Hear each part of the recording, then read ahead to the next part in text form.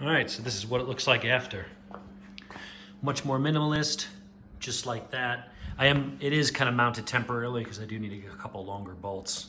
The lock washers, lock nuts I've got on there are only biting like a couple threads. So the bolts I had were about 5 millimeters too short. So I gotta go to Ace Hardware tomorrow and just get a couple longer bolts. But tag mounted, nice and clean, minimalist, fully visible. It's not hidden up underneath like some guys do at a weird angle so the cops can't see it. I've been pulled over, looked at by cops before, and they looked at this exact same setup and were like, nope, you're good. It's all perfectly visible right on the back of the bike. Obviously no attempt to hide it.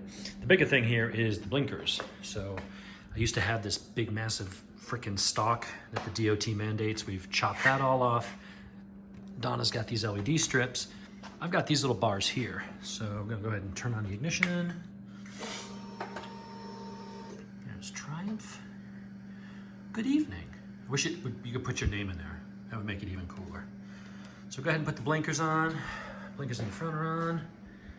And there they are. Nice and clean, good separation between the tail light. They're not all smushed together. There'll never be any doubt whether it's the left or right that's on.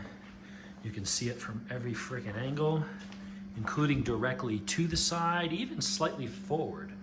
So there should be no question on, legality of, or just from a safety perspective, that they're not, where they need to be. Let's see, let's go to the other one, make sure I wired it up right. Blinking up front, blinking in the back. So I think it came out really good. Those things are stupid bright.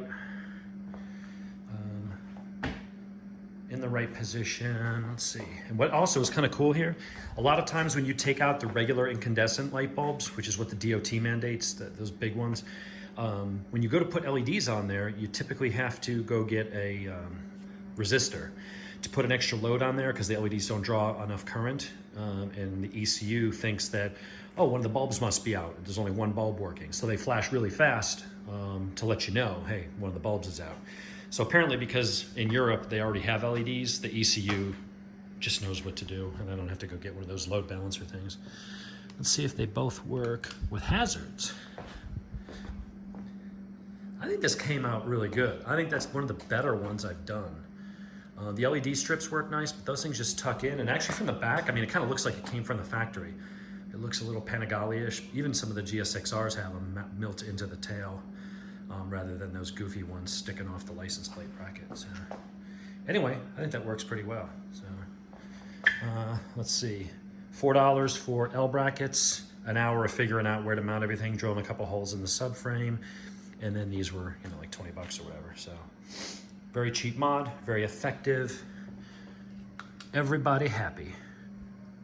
What am I doing here?